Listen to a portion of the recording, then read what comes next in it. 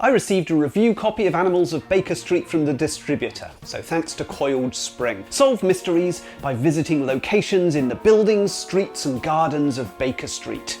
Use specific characters in specific locations to take advantage of their natural abilities and unlock new story elements. Solve 7 unique cases, finding lost items, missing creatures and uncovering mysteries. A Sherlock Holmes storybook with cute anthropomorphic animals centre stage, an immersive, interactive, choose-your-own adventure in the form of a cooperative narrative board game for families. That's the hook. I'm Adam Porter. I design games and I review them on this channel with a focus on product design. If you like what I do, please subscribe, comment and share the video. Animals of Baker Street is a late 2022 release from Yellow. The game brings together game designer Dave Neal, children's author Clementine Beauvais, and prolific board game artist Biboon. And frankly, the 3 creators deserve equal credit because this product is truly an exceptional collaboration, with the illustrations, story elements and game mechanisms beautifully interwoven to create an immersive little world. Biboon is known as the illustrator of Dice Forge, Deep Blue and Ishtar. Clementine Beauvais is an award-winning author of many books in English and French. Dave Neal is one of the UK's leading game designers, having produced cases for Sherlock Holmes Consulting Detective series, the Sherlock-themed adventures for the Unlock series, and as co-designer of Ravensburger's hit series of narrative games, Echoes. Now, I've run into Dave many times over the years at various game conventions, and it's been a pleasure watching him carve out a niche as the industry's go-to Sherlock Holmes expert and a designer with a particular talent for creating narrative adventures. In Animals of Baker Street, a group of players take control of a group of animals. A curious mouse who's great at finding stuff, a swift, agile blue tit, a persuasive, charming frog, and a slightly psychopathic tarantula, who reportedly arrived in Baker Street in a crate of bananas. The group selects their mission, though generally these are played through in order, and then reads the introductory passage from the casebook. There are no real turns in the game, the group simply decides which location to visit and reads the corresponding card. They can then choose to utilise characters, items and information in that location by combining cards and looking to see how the icons line up to determine whether new information is revealed. However, players need to take care because unsuccessful actions frequently cost the group time, and there's only so many clock tokens to discard before the mission ends in failure. As always, we'll start with onboarding, and this product is a masterclass. The box looks like a book, pointing you to the narrative delights within. The cover art is glorious, with Sherlock's canine companion Toby up front and centre, beautifully captured, and a fine example of the quality of illustration you're going to find on cards and components within. Toby's deerstalker hat is an unmistakable reference to Sherlock Holmes, and the Baker Street setting hammers this home. I often state that a box cover should tell you what you're going to be doing in a game and how you're going to feel. And the box cover to Animals of Baker Street tells you everything you need to know. It's a substantial box, so I was expecting a degree of complexity, but I was delighted to read that you can learn as you play. The first mission is a tutorial teaching you the tiny number of rules in the game and introducing them in sequence. But the tutorial isn't tedious or mechanical. The writing is allowed to shine from the very first turns. And it's the writing which really hooked me. These characters just leap off the page. They're distinct and quirky and very funny.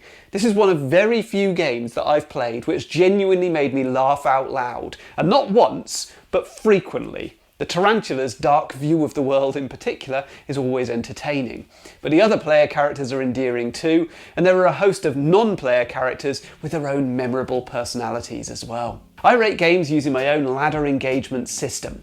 A game is scored between 0 and 3 in 5 different categories, and each point scored climbs the game 1 rung up the ladder. An overall score of 10 or above tops the ladder and indicates a real favourite with me. Animals of Baker Street is deeply immersive. The theme is the game. You decide what action you think is going to help you, which item or character to use in any given situation, and you try it out, learning instantly of the consequences. The stories are not sanitized for young audiences. They respect the resilience of young minds and they never patronize.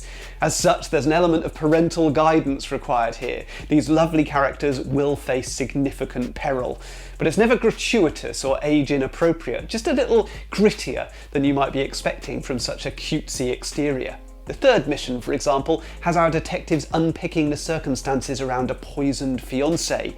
Along the way, we discover lots of practical uses for arsenic and the intricacies of the relationships at play. For player interaction, I'm torn on how to score the game. It is essentially a solitaire exercise. You could very easily play through these missions alone. None of your actions rely on interaction between players, but there's so much joy to be had working through this stuff together with other people, discussing decisions and discovering the story together. Mechanically, Animals of Baker Street should score a 0 for meaningful player interaction, but I'm awarding it 1 point because the experience is lifted when played collaboratively. Challenge and stress is low. There's some tension in that you only have a certain number of time tokens available for any given mission, so you're constantly aware that you can't waste time for fear of failing a mission. But it doesn't really feel stressful, because you can always play again to reveal the missing story elements.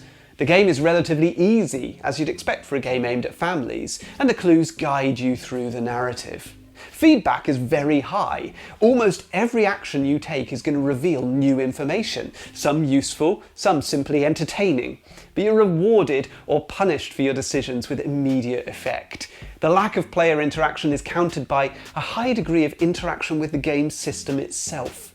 Of course, a game like this could be far more complex and detailed with a digital implementation to handle all the bookkeeping, but there's something so charming and wholesome about sitting at a table, reading physical components to each other and discussing dilemmas before deciding on a path of action. For meaningful decisions, again, I'm struggling to score.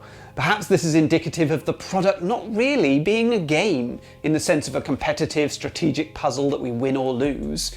This feels far closer to a choose-your-own-adventure novel.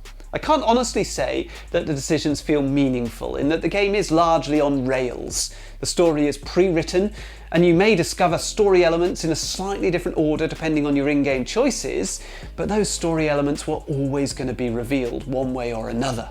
Nonetheless, there's something satisfying about following a hunch. I think the squirrel had something to do with it. Let's interrogate him, and then discovering that your intuition was spot on, especially when your teammates were quite sure that you were barking up the wrong tree. So I'm scoring it a 1. The overall score of 9 is great. It doesn't quite top the ladder, and I'm not surprised. The ladder system is calibrated for board games, and this product is right on the borderline of being something else. It's hugely engaging when taken for what it is, a group storytelling activity, but it's going to totally flop with a gamer who's focused on strategizing and min-maxing victory points. Moving on to my product design checklist. Is the game innovative? Well, not hugely, no. And I think this will impact on its commercial success. There have been many of these narrative adventures published over recent years, and the novelty has worn off somewhat. This is, by some distance, the best example I've experienced in a crowded market, and the elements which lift it are not mechanical. The Cosmos adventure game series stands out as being particularly clever in the manner in which you combine items and locations to discover new content, and the Carta Ventura series has a greater sense of exploration with a much more epic scope as new cards are revealed to build a vast landscape. But neither can match the wit and warmth of the storytelling in Animals of Baker Street. So is there a need for a product like this? Well, yeah, I think there's space for this game. While narrative games are 10 a penny, they're generally one-shot adventures. Once completed, a player's going to look for another similar product because replayability is low or non-existent. The market is crowded, but not so much for children. And this product serves as a fantastic junior companion product for the extremely popular Sherlock Holmes consulting detective. Will the game grow with its user? Well, this is where narrative games struggle. Once you've played all the missions, you're unlikely to return. But is that true of kids? I'm not so sure. The writing and illustrations here are strong enough that I can see kids returning to the game in the same manner that they would a favourite book or movie. Where adults find repetition tedious, children find comfort in familiarity. There are only 7 missions in the box, but they increase in duration and complexity as you progress, and later cases have pleasing references to earlier stories. I guess the release of expansions would be entirely dependent on the commercial performance of the base product, but they'd certainly be welcomed. On my idea execution matrix, the strongest products sit in the orange-red section of the grid, but this requires an outstanding concept brilliantly executed by designer and publisher alike. Animals of Baker Street is a good commercial idea, but perhaps not exceptional. It's the execution which makes this product stand out. By designer, illustrator, writer, and publisher, the game deserves to be a tremendous success. If you enjoyed the review and you'd like to find out about another great cooperative game for families, follow the link.